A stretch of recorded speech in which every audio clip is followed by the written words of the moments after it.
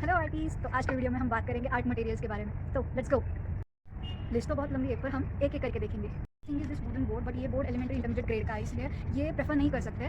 जो original board आता है वो बहुत हैवी और थिक होता है, इसलिए वो हम कॉलेज में ही रखते हैं। Thing is poster colours is premium poster colours. So ये आते हैं 20 शेड्स में और इसकी एमआरपी आपको नेक्स्ट वीडियो में मिल जाएंगी और रिव्यू भी। तो ये आपको लेना ही पड़ेगा जब आप कौन से भी आर्टिस्ट कॉलेज में जाते हो। Next thing is this water colour cakes, जिसको C18 भी बोलते हैं। ये है Camlin artist water colour cakes जो 18 शेड्स में आते हैं। This is the brush paint जो हम वाटर कलर्स के लिए यूज़ करते हैं। तो ये मेरा पुराना वाला वाटर कलर है जो स्टूडेंट यूज़ करते हैं, मतलब बच्चे भी। और ये है आर्टिस्ट वाटर कलर, तो इसका डिफरेंस आपको मिल ही जाएगा। ये is the brush, I buy this Camlin golden series brush. ये बहुत स्मूथ चलते हैं और मेरे पास पहले के भी ब्रश है जो कि कैमलिन के ही है, बट वो फ्लैट कैमलिन के है और बाकी जो है वाटर कलर्स के। Next thing is colour palette, जो कि मेरी पुरानी है, जो मैंने यूज़ भी कर रखी है, मैंने धोई नहीं।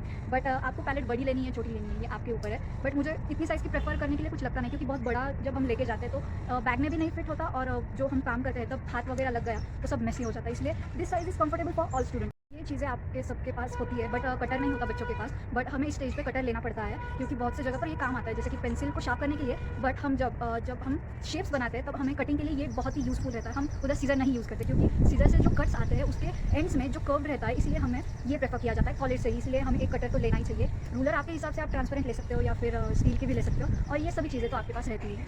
Important thing is the H lead और लीड पेंसिल सादी, बट आपको एच लीड चाहिए, क्योंकि ये 2D 3D और डिज़ाइनिंग के लिए आपको कॉलेज में यही बताया जाता है कि एच लीड चाहिए, ना कि HB या B।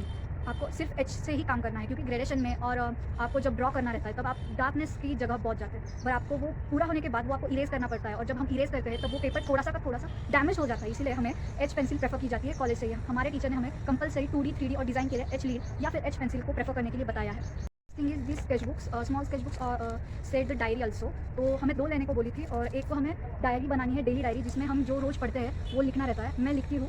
और एक स्केचबुक हमें ऐसे दी है कि आप इसमें आउटडोर जब जाएंगे, हम जब सैटरडे संडे को हमें जब असाइनमेंट्स दिए जाएंगे कि आप बाहर जाके कुछ ड्रॉ करो, तो ये इसमें हम कर सकते हैं। तो इसका ज़्यादा यूज़ नहीं है, बट ये डेली डायरी बहुत ही इंपॉर्टेंट है। ऐसा सीन रहता है इस डायरी का। ये फर्स्ट लेसन था हमारा, और this is the second lesson of perspective. तो आपको ये समझ में नहीं आएगा, बट ये मेरे इंस्टाग्राम पेज पे आपको मिल जाएगा। हम थोड़ी दिनों बाद इंस्टाग्राम पेज पर ये सब पोस्ट करने वाले हैं इन डिटेल, तो आपको पढ़ाई करने में या सीखने में बहुत ही ईजिली जाएगा। Next part of this paper file, ये बहुत ही अच्छी क्वालिटी की रहती है। ये कुछ इतनी बड़ी रहती है, और इसमें हम पेपर्स रखते हैं। तो ये कुछ ऐसी ओपन होती है, और इसमें बहुत से फंक्शंस रहते हैं, जैसे कि ये, इसमें हम हमारे वर्क्स रखते हैं।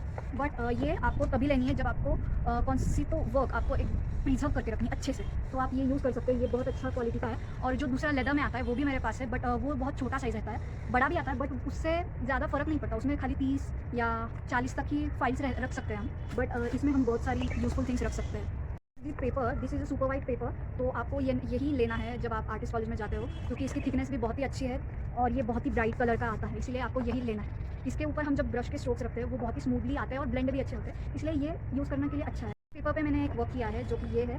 इसे ग्रेडेशन मेथड में किया है मैंने। तो इसमें ऐसा रहता है कि ये कलर टोन हम चेंज करते रहते हैं वाइट ऐड करके, इसलिए ये बहुत ही स्मूथली आता है। बट ये पेपर का भी थोड़ा सा हेल्प होता है। जो ये पेपर है थोड़ा सा स्मूथ है और बहुत ही अच्छी तरीके से थिकनेस है इसकी, इसलिए इस पर हम जब भी वर्क करते हैं तो वो बहुत ही स्मूथ और नीट दिखता है और मर्ज भी अच्छा हो जाता है, इसलिए ये best paper. Is the fountain pen and ink. तो आप फाउंटेन पेन कौन सी भी कंपनी का ले सकते हो, और चीप लिया तो भी वैसा ही काम करता है। और this ink is a Camlin fountain pen ink, black में है, 60 ml। ये बहुत ही अच्छी है और बहुत ही अच्छी क्वालिटी और क्वांटिटी में भी है। तो आपको ये लेना ही पड़ेगा जब आप अप्लाइड आर्ट में जाओगे। बट ये आपको फाउंडेशन में भी लेना पड़ेगा, क्योंकि इसका हमें असाइनमेंट्स रहता है, और मैं आपको असाइनमेंट भी दिखाती हूँ। इज़ द ग्राफ बुक, जो हम कैलीग्राफी के लिए यूज़ करते हैं। तो ये एक असाइनमेंट है जो मैंने अभी की है फाउंटेन पेन से ही। जो इंग्लिश निप्स रहता है उसकी 5th निप से मैंने ये किया है, और निप्स भी बहुत ही डिफरेंट टाइप के आते हैं, जिसमें मराठी और इंग्लिश के लिए दोनों के लिए अलग अलग रहते हैं। This is the nibs of fountain pen.